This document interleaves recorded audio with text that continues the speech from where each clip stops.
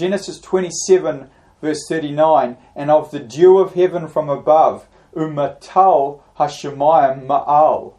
Now, there's many ways that we can look at this. I'm not going to look at it mystically, but just semi-mystically, that Edom can come into the congregation of the Lord in the third generation, so it says in the Torah.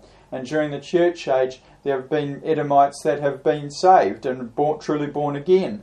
And as I said, Caleb was a descendant of Edom according to the flesh, but he had a different spirit in him, and he was adopted into the tribe of Judah, into the line of Hezron.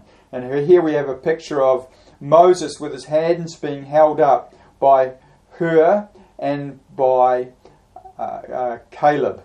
And so not everybody from Edom is wicked. And there's a picture of Caleb bringing in the fruit of the land of Canaan. He was one of the two spies that actually believed the report of the Lord. One was Joshua, and the other one was Caleb, the son of Jephunneh, from the tribe of Judah. That he was adopted in there, and he's bringing in the cluster of grapes. But here we have another picture in the background, and it's of so-called Christians. They're the Ku Klux Klan, and their garb is very similar to the garb of the Catholic, a certain group of Catholics that would parade down the streets with similar sorts of vestments, and their heads covered in quite a ghoulish sort of cape that covered their face. And Edom is also strongly related to Babylon and to apostate Christianity, especially Catholicism and perhaps Freemasonry as well. And it says in the next verse in Genesis 27:40, and by thy sword thou shalt live, and shalt serve thy brother. So in order to serve thy brother, Edom has to be where Jacob is. And if the lost tribes are in the Middle East, then Edom is going to be there serving his brother. If the lost tribes are in Europe, then Edom is going to be in Europe also. And if the lost tribes migrate and go to America and Australia and New Zealand and elsewhere, Edom is going to be there also in order to serve his brother. And va'el chabecha techaye ve'et achecha. And upon your sword you shall live, and your brother you shall serve. And there's another word there that's missing, I've just realised, and that in Hebrew. But that's what Edom is going to do. He's going to live by the sword.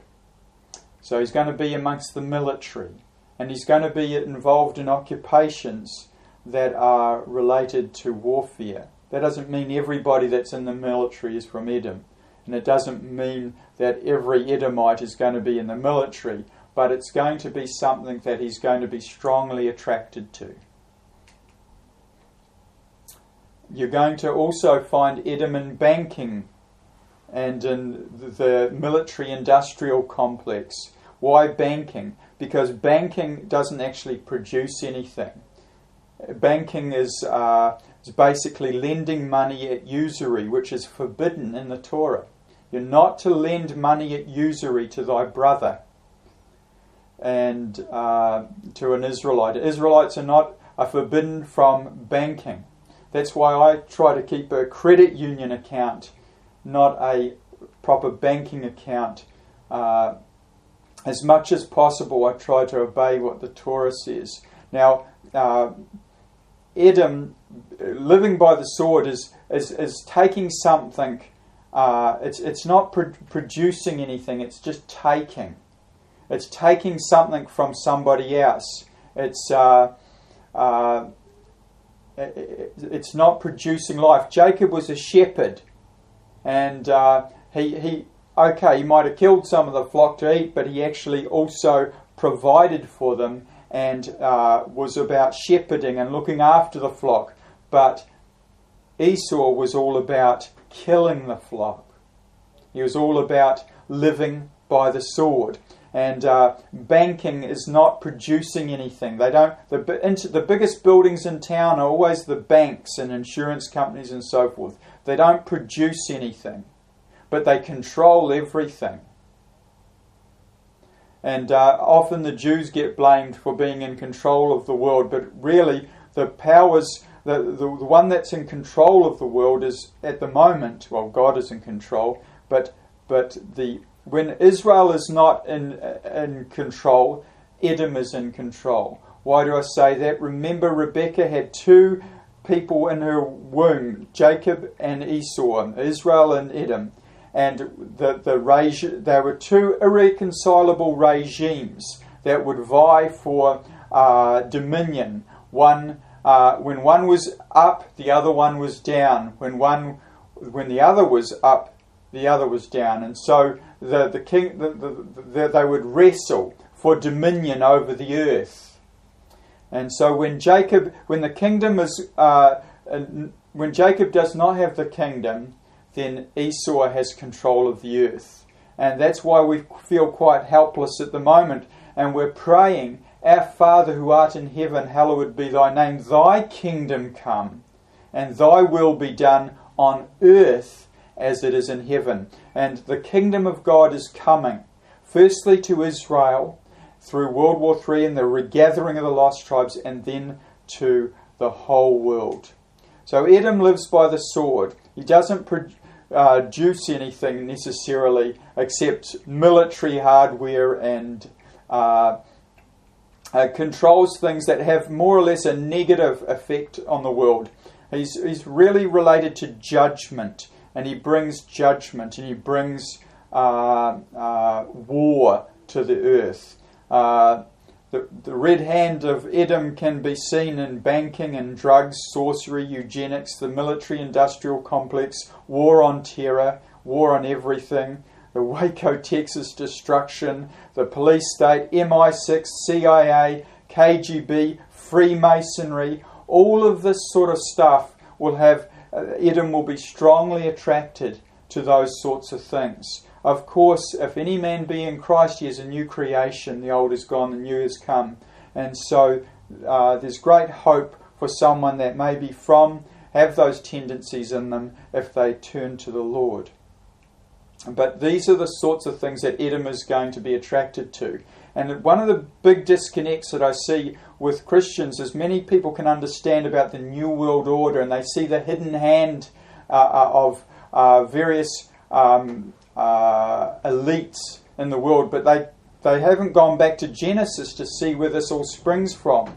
There is Babylon, there's Mystery Babylon the Great, there's that spiritual entity, but there's also bloodlines that have a strong tendency towards warfare and world dominion. And when Israel has not got dominion, Edom does. And you're going to find Edom amongst Christians, and amongst Americans and Australians. You'll find Edomites, and you'll find lost tribes Israelites, and you'll find other people as well, all sorts mixed in there. But Edom is going to be where Jacob is, and he's going to be serving his brother and seeking for dominion, as we'll read on. In verse 40, and it shall come to pass when thou shalt have the dominion, that thou shalt break his yoke from off thy neck. So Edom is serving his brother, but the hope is that he will have dominion over Jacob, that he will break the yoke of Jacob, and that he will destroy the Christian worldview and the Christian message, and he will have dominion over Jacob. And this is going to happen because it's promised. This is the blessing of Isaac to his son that he loved. He loved Esau, while his mother, Rebekah, loved Jacob. Because, you see, Jacob was the seed of the woman. Do you see that? He's the heel. Yaakov means heel. And he's very much related to that verse in Genesis where God says, the seed of the woman, you shall bite his heel and he shall crush thy head. Well, the head is more related to the serpent's head is more related to Edom, and in particular Edom's son Amalek, as we'll see shortly. And Edom is looking to gain dominion over Jacob and take off his yoke. So even though Edom has been in control of the world, along with Babylon and Mystery Babylon and the Roman Catholic Rome, basically, has been in control, the legs of iron of Daniel's image of Nebuchadnezzar, even though Rome has been in control of the world, Jacob has had a strong influence through the gospel in bringing some sort of knowledge of God to the nations, and while God has been gathering in the lost sheep. But as we come to the end of the age, Edom is looking to bring in his new world order. Of course, the true new world order is when Yeshua returns and the kingdoms of this world become the kingdoms of our God. But they have a satanic new world order, just like Hitler wanted to bring in a new order. This is Edom, this is Amalek that wants to take dominion over Jacob. And they're going to do it for a short space of time. In the next verse, verse 41, and Esau hated Jacob because of the blessing wherewith his father blessed him. And that word for hated is related, satom, is a hidden hatred. It's not an open hatred. It's not like the Arabs that have an open hatred. This is a hidden hatred. It's kept in the breast. It's held secret. So Esau does his things in secret. Darkness, things done in the dark. And here we have Freemasonry. That's that sort of thing. It's things done in secret. And because the church won't follow the Torah in many respects, and in many respects we do, if we're following the New Testament, to a large degree we're following the Torah. But very interestingly, you don't find too many real born-again Christians in law, as high court judges and so forth. That's more the role of Freemasonry. You'll find that Freemasons have more or less tied up the legal system in America and Australia. They more or less completely control the who becomes a judge. Almost all judges are Freemasons. And Freemasons make blood-curdling oaths never to reveal their secrets. And you'll find Esau very much among those sorts of people. And our judicial system is a mixture of Christianity and Greco-Roman law. And so, in a sense, Rome is still ruling over Jacob, and Esau is serving Rome and seeking dominion. And he's hating and keeping that hatred hidden. And so you'll find Esau involved with hidden things. And continuing, and Esau said in his heart, the days of mourning for my father are at hand, then will I slay my brother Jacob. So this is his ultimate goal, to slay Jacob. And remember that Esau was called Edom because he loved the tasty pottage, the red stew of lentils. But in the Hebrew, the word for the red stew is ha-adam, ha-adam. That's the Adam. And we know that Adam was made in the image of God, male and female. He created them. So Esau is seeking to slay Jacob, just as he wanted to eat ha-adam. He wanted to eat the male and the female Adam. He wanted to eat the two houses of Israel. This is looking at it perhaps a little bit more mystically, and that's his goal.